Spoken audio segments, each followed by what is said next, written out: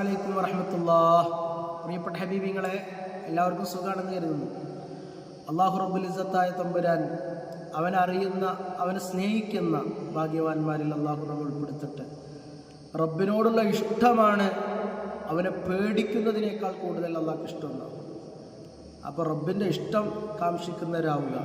അപ്പോഴാണ് ഹബ്ബലിൽ മുഹിബ്ബി കൈഫ യനാമു വകുല്ലു മുഹിബ്ബിൻ അലന്നൗമി ഹറാമു.